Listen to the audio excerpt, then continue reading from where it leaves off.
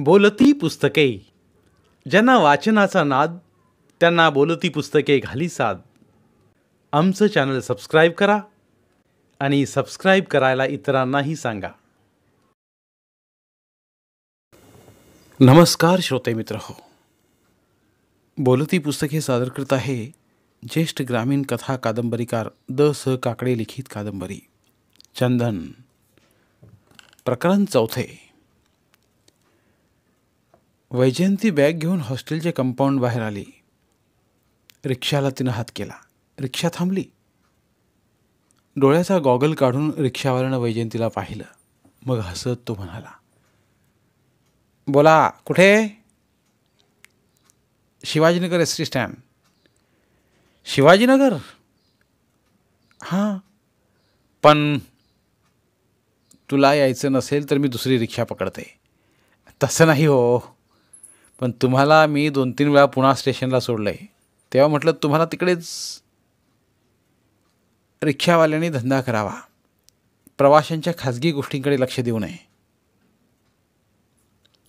तसं नाही हो, पण त्यांना मी आत्ताच पुणा स्टेशनला सोडून आलो आहे, तेव्हा म्हटलं तुम्हाला तिकडेच अपॉइंटमेंट असेल. मला वाटतं तू खूपच वाह्यातपणा करतोयस. तुम्हाला पुणा स्टेशनला जायचं नसेल तर राहिलं, पण ते कुठे आहेत ते मी सांगितलं.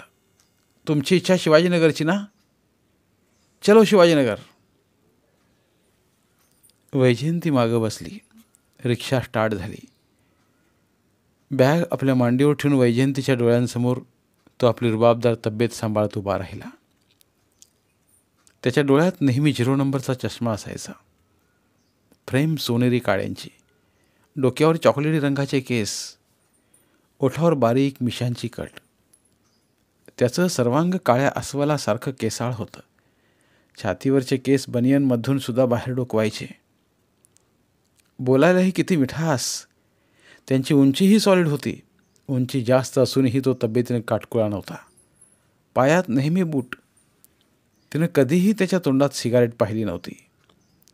तो जेवढ्यास तेवढं बोलायचा. तो पहिल्यांदा कुठं भेटला ती ते आठवू लागली. त्यावेळी ती इंटरला होती. कॉलेजच्या ग्राउंडवर ॲन्युअल स्पोर्ट्स झाल्या होत्या. ती कबड्डीत गाजलेली खेळाडू. लांब उडी, उंच उडीत ही ती कॉलेजमध्ये पहिली. बास्केटबॉलची तर ती कॉलेजची कॅप्टन होती. गावाकडची ही तरुण मिस वैजयंती पवार कॉलेजात FYला गाजली. त्यात तिचा अभ्यास. गावच्या हायस्कूलमध्ये ती पहिली आली म्हणून सोनरावांनी तिला पुण्यासारख्या विद्येच्या माहेरघरात कॉलेजला ठेवलं. पहिल्याच वर्षी ती युनिव्हर्सिटी FYला सेकंड आली. सायन्स साईडला सेकंड येणं म्हणजे दिव्यच. त्यात ती खेड्यातली. कॉलेजात तिचं अपार कौतुक झालं. मग तिनं ठरवलं आपण चांगल्या मार्कानं BSc सुटायचं आणि सरळ मेडिकल कॉलेजात जायचं. सोनराव तर तिच्या विचाराने हवेत तरंगले. आईसाहेबांसमोर तर डॉक्टर वैजयंती स्टेथोस्कोप घेऊन रोग्यांना तपासत होती. इंटर सायन्सला येताच ते अभ्यासाला लागली. त्यात तिला रूम पार्टनर शालन करंदीकर भेटला. बारामतीच्या डॉक्टर करंदीकरांची ती मुलगी. ती पण स्कॉलर होती. दोघी स्कॉलर एकाच रूममध्ये आल्याने त्यांच्या रूममधील टेबल लॅम्प मध्यरात्रीनंतर सुद्धा जळत असे. शालन, ॲन्युअल स्पोर्ट्स संपल्या तेव्हा ती बोलली, बोल वैजयंती, स्पोर्ट्स संपल्यावर माझ्यासोबत थांबशील का? माझ्या पायाला कबड्डीत बरंच लागलंय ग. अगं, मला न्यायला माझे वडील टॅक्सी घेऊन येणार आहेत. त्यांच्यासोबत मी लगेच निघणार आहे बारामतीला. म्हणजे अभ्यासाला 4 दिवस दांडी तुझी? होय. अगं, पण हे BScचं वर्ष. BScचं वर्ष? अगं, हे तर ज्युनियर BScचं वर्ष. त्यात काय घाबरायचं? सिनियरचं वर्ष असतं तर. तुझ्यासारख्या स्कॉलर मुलीनं तरी असं बोलू नये. बारामतीला मी काय गप्प बसे नाही. तिथे आमच्या बंगल्यात अभ्यास करणार आहेच मी. बरं तर बाई, मी जाईन एकटी हॉस्टेलवर लंगडत लंगडत. रिक्षानं जा की. हो, तेच करेन, पण तू सोबत असलीस की बरं वाटतं. डॉक्टर करंदीकरांची गाडी येताच शालन परस्पर गाडीने गेली होती. ग्राउंडवरच्या मुलीही पांगल्या होत्या. स्पोर्ट्सचे कपडे आपल्या शबनममध्ये भरून आणि साडी नेसून वैजयंती रस्त्याला लागली. ती मागे पुढे रिक्षा पाहत होती, पण रिक्षा काही दिसत नव्हती. तेव्हा ती तशीच रस्त्याला लागली. तो तिला शुकशुक ऐकू आला. तिने वळून बघितलं, कोणीच नव्हतं. तो पुन्हा शुकशुक, कोणीच तर दिसत नाही आणि शुकशुक तर ऐकू येतंय. मग तिच्या लक्षात आलं की झाडावर बसून कोणीतरी तिची भंकस करते. तिनं लक्षच दिलं नाही. ती झपाट्यानं चालू लागली. तसा मग एक जण झाडावरनं उडी मारून उतरला. त्याच्या पाठोपाठ दुसरा. वैजयंती जरा गडबडलीच. ती कबड्डी खेळणारी होती, तरी येथे 2 धटिंगण होते. कबड्डी नियमाने खेळता येते, हाणामारीत कसले आलेत नियम. वाह वाह, क्या चाल आहे. वाह, काय टपोरं फुल आहे गुलाबाचं. Hi darling. साला आपला तर कलेजा खलास झाला. त्यांच्या मागणे डायलॉग होत होते. तिच्या काळजाला झोंबत होतं. खेड्यातल्या वातावरणात पोचलं तिचं मन, तयार झालं तिचं दणकट शरीर. पण ती त्या दांडग्यापुढं काय करू शकणार होती. तिने एकाला सहज लोळवला असता, पण ते दोघे होते. वैजयंतीनं मागं पुढं अंदाज घेतला. जवळपास कोणीच नव्हतं. त्यात काळोख पडत चालला होता. फुटपाथचे दिवे लागले होते. तिनं झपाट्यानं चालायला सुरुवात केली. तसा त्यातला कल्लेवाडवला धटिंगण तिच्या पुढे वेगात गेला, जागीच थांबला. दुसरा दाढीवाला तिच्या मागे येऊन जागीच धबकला. साला काय कबड्डी खेळतेस. तुझ्या कबाबात हड्डी बी दिसत नाही. तुझं हे असलं पुष्ट शरीर. कबड्डी खेळताना काय मांड्या दिसतात. वाह वाह. मागच्यानं सरळ तिच्या खांद्यावर हात ठेवला. खेळात ती कॅप्टन होती, पण खेळ वेगळा आणि हे जरा वेगळंच. येथे दोघे पुढून आणि मागून, दोघेही राहू केतूसारखे उभे. दोघांचेही चेहरे राखट दिसत होते. मुलींच्या हॉस्टेलवर ते नेहमीच घोटाळायचे. एखादी मिळालीच तर सरळ पळवायचे. तिला चांगलेच लुटून सोडून द्यायचे. 6 महिन्यापूर्वी मिलन चांदेकर अशीच बंड गार्डनजवळ लुटली आणि तिथेच टाकून दिली. शुद्धीवर आल्यावर तिला कळलं होतं, तिथे सहन करू शकले नाही. हॉस्टेलच्या बाथरूममध्ये तिचा मृतदेह सापडला होता. तिनं डायझोनची बाटलीच तोंडाला लावली होती. मिलनचा मृतदेह डोळ्यांसमोर येताच वैजयंती थरकली. तिचा उजवा हात पकडला गेला. तिला ओढलं गेलं तसं ते दोघे खदाखदा हसले. साला किती दिवस पाळत राखली. पाखरू आज मिळालंच. भटले, ही आज मिळाली है खरी, पर कहाँ लेके जाने की है. तेरा झोपड़ा में चले चले चले. सालीला 2 दिवसांनी मोकळी करू. वैजयंतीनं ते ऐकलं आणि ती शहारलीच. त्या 2 धटिंगणाचा उद्देश तिच्या लक्षात आला. पुणे हे विद्येचे माहेरघर, पण या विद्येच्या माहेरघरात हे गुंड प्रवृत्तीचे मारेकरी झोपड्या उभारून वस्तीला आलेत. पुण्याचा बकालपणा औद्योगिकरणामुळे वाढत चालला आहे. रिक्षा. त्यातल्या भट्टीनं आवाज केला. वेगात जाणारी रिक्षा थांबली. कहा. रिक्षावाल्यानं आवाज केला. कासारवाडी. म्हणजे तो नाशिक फाटा. साला आपण नाहीत, बहुत लंबा. भाडा 10 पट मिळेल साल्या. 10 पट भाडे. रिक्षावाल्यानं त्या दोघांसोबत असल्या वैजयंतीकडे पाहिलं. सारा प्रकार त्याच्या लक्षात आला. पुण्यातल्या जोशी अभ्यंकर हत्याकांडातील गुन्हेगारांचे हे भाऊबंद. यांना ती तरुणी पळवण्यास मदत करायची म्हणजे रिक्षाच्या हँडलवरचे हात कापले. तळ हाताला ओल आली. त्यानं चपळाईनं रिक्षा स्टार्ट केली. मागं फक्त रिक्षाचा धूर उडत राहिला. कादऱ्या, अपने को रिक्षा नहीं मिलेगी. तो भट्टे, इथंच जवळपास निघूला. अपने को क्या आइटम हाई मिली तो क्या कम. दोघे मग तिला फरफटतच बाजूच्या नाल्याकडे ओढायला लागले. वैजयंती चांगली खेळाडू होती. स्त्रीसारखं असहाय्य राहून चालणार नव्हतं तिला. तिनं सरळ कादरच्या हाताला हिसका दिला. हिसका बसल्यानं कादर बाजूला हुलपाटलाच. बाजूला पडला. भट्टेच्या हाताची पकड घट्ट झाली होती. त्या हाताला वैजयंतीने कडकडून चावा घेतला. भट्टेचा हात सैल झाला. वैजयंती पळणार, पण कादरनं तिच्या पाठीवर झेपवी घेतली. त्यानं सरळ पाठीमागून तिच्या कमरेला मिठीच घातली. भट्टेलाही मग चेव चढला. त्यानं पुढून हात फैलावले. वैजयंतीला आता पुढील परिस्थितीची जाणीव आली. सहाय्यासाठी तिनं हाक मारली, वाचवा, वाचवा. सुसाट वेगानं जाणारी मोटरसायकल जागीच थांबली. मोटरसायकलवरून उतरताच त्या तरुणानं वैजयंतीकडे झेप घेतली. ते दोन्ही रानदांडगे त्याने पाहिले. त्याच्यापेक्षा ते तब्येतीनं दणदणीत होते, पण त्यांच्या तब्येतीला तो घाबरणारा नव्हता. त्याच्यात आत्मविश्वास जबर होता. त्यानं कादरच्या नाकाडावर सणसणीत चाप लगावला. भट्टेच्या कंबड्यात त्यानं बुटाची लात घातली. दोघेही चमकले. त्यानं जाणवलं वैजयंतीसाठी हा प्रतिकार करणार. कादरच्या नाकाचा घोळणा फुटला होता. नाकातनं रक्ताची धार लागली ती.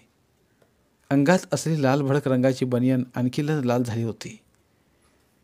भट्टेच्या कंबड्यात नेमकी खालच्या बरगडीवर लात बसली ती. कंबर धरूनच तो उठला. कादरानं सपाईनं खिशात हात घातला. करकर करीत त्यानं ते रामपुरी चाकूचं पातं उघडलं. अंधुक प्रकाशात ते पातं चकाकलं. त्या तरुणानं ओळखलं, प्रसंग बाका. तसा तो मोटरसायकलकडे पळाला. तसाच कादर विजयी सुरात भक्कन हसला. भट्टे केविलवाने हसला. कादरनं पुन्हा पळू पाहणाऱ्या वैजयंतीला मिठीत घेतलं. तसा आवाज झाला, सोड तिला. कादरनं गर्रकन मान फिरवली. तो तरुण हातात पिस्तूल घेऊन उभा होता. जर सोडलं नाही तर साल्यानं दोघांना ठार मारणार. त्या दोघांनी त्याच्या पायाकडे पाहिलं. त्याच्या पायात तांबडे बूट होते. त्याची पॅन्ट खाकी होती. अंगात फक्त पांढरा शर्ट होता. चेहऱ्यावर धाडशीपणा. हा सर्वसामान्य तरुण नव्हे. हा तर चांगला पोलीस इन्स्पेक्टर दिसतोय. त्याच्या हातातलं ते पिस्तूल तो सरळ गोळी झाडणार. जोशी अभ्यंकर हत्याकांडापासून पुण्याचं पोलीस खातं गुंडांना सरळ लोळवतं, पकडतं. वेळ आली तर सरळ मातीला मिळवतं. कादर, क्या करणे का? भट्टे केविलवाण्या शब्दात बोलला. हातातला रामपुरी टाकून कादर मागं पाय लावून केव्हाच भागला होता. भट्टेनं ते पाहिलं. तेव्हा मग तो थांबतो कशाला? वैजयंतीनं त्या तरुणांकडे कृतज्ञतेनं पाहिलं. त्यानं तिची अब्रू वाचवली होती. उद्या कदाचित तिनं मिलन चांदेकरसारखं जीवाचं बरं वाईट केलं असतं. Very very thanks. तिनं त्याच्याकडे पाहत म्हटलं, थँक्स? ते कशाबद्दल? तुम्ही माझी सुटका केलीत. मी माझं कर्तव्य केलं, त्यात विशेष काय? मगाशी एक रिक्षावाला असाच पळाला. त्यानं का कर्तव्य करू नये? जो कर्तव्य करीत नाही तो मनुष्य नव्हे. म्हणजे तुम्ही मनुष्य आहात? तिनं हसून म्हटलं. तुम्ही मला मनुष्य म्हटलात, ठीक आहे. तो हातातलं पिस्तूल बोटावरती फिरवत बोलला, तुम्ही मराठीच ना? होय. पण तुम्ही मराठी वाटत नाही. म्हणजे? मराठी तरुणाच्या हाती रिव्हॉल्वर दिसत नाही. ते अन्य भाषिकांच्या किंवा अन्य जातीच्या हाती दिसतं. तुमचं खरं आहे. मराठी माणसाच्या घरात भाजी कापायसुद्धा सुरी नीट नसते. ते रिव्हॉल्वर कुठून येणार? मग तुम्हीच सांगा, तुम्ही कोण? मी आहे मराठी तरुण. पोलीस खात्यात दिसता. पायातले तांबडे बूट. ते ऐकलं आणि तो हसला. बोलला, संध्याकाळी मी नेहमीच खाकी पॅन्टनं तांबडे बूट घालतो. असे जे विजनवासी मार्ग आहेत तेथे लुटल्या जाणाऱ्या तरुणांना वाचवतो. गुंडांना वाटतं हा डेरिंगबाज माणूस CID इन्स्पेक्टरच आहे. पळतात मग ते. म्हणजे तुम्ही कुठल्या एखाद्या जागृत संघटनेचे कार्यकर्ते आहात की काय? होय. त्याने आपल्या डोक्याच्या केसावरून हात फिरवत म्हटलं. नोकरीस कुठं आहात? नोकरीच नाही. म्हणजे बेकार की काय? तुम्ही मला बेकार म्हणालात. सध्या बेकारांची संख्या जास्त तेव्हा म्हटलं, पण मी बेकार नाही. मग काय करता? MSc करतोय. म्हणजे तुम्ही बेकार व्हायला एखादं वर्ष बाकी आहे अजून. आजचा पदवीधर होणारा तरुण उद्याचा बेकार तरुण असतो असं तुमचं गणित आहे तर. होय, आणि माझं हे गणित खरं आहे. पण मी बेकार राहणार नाही. कारण मी MSc करतोय, ते ॲग्रिकल्चरची. आमची मोठी शेती आहे श्रीरामपूरला. आमची बागायत शेती नव्या पद्धतीनं करावी म्हणून मला आईनं इकडे पाठवलं आहे कॉलेजसाठी. राहुरीलाच राहणार होतो, पण पुण्याला बरं वाटलं. घरी फक्त आईच? होय, आणि तिचा मी एकटा चिरंजीव. वैजयंतीला त्याचं नाव विचारायचं होतं, पण ते कसं विचारावं? विचारणं योग्य दिसत नव्हतं. तसं विचारावं तर त्याच्यात आपल्याला जास्त इंटरेस्ट निर्माण झाला आहे असं तो समजणार. तुमचं नाव? त्यानंच तो विषय काढला. ते ऐकून तिला बरं वाटलं, कारण आता त्याचं नाव विचारणं काही अवघड नव्हतं. माझं नाव वैजयंती. आणि माझं नाव विजय. त्यानं स्वतःहून नाव सांगितलं. तुमचं नाव विजय? वाह विजयराव, तुमच्या नावातच विजय भरला आहे. माझ्या नावातच विजय भरला आहे? तो कसा काय? तुमचा विजय मगाशी बघितला की 2 योद्धे तुम्हाला पाहता रणांगणातून पळाले, ते पण शस्त्र टाकून. कादरनं पळून जाताना खाली टाकला रामपुले हातात घेत ती बोलली. वैजयंती, एक गंमत आहे नाही? कसली? आपल्या दोघांच्या नावातलं विलक्षण साम्य. वैजयंतीनं विजयकडे पाहिलं. त्या दोघांच्या नावात विलक्षण साम्य होतंच, पण त्या दोघांच्या रंगरूपात, दोघांच्या उंचीतही साम्य होतं. दोघेही मध्यम बांध्याचे होते, दोघेही देखणे होते.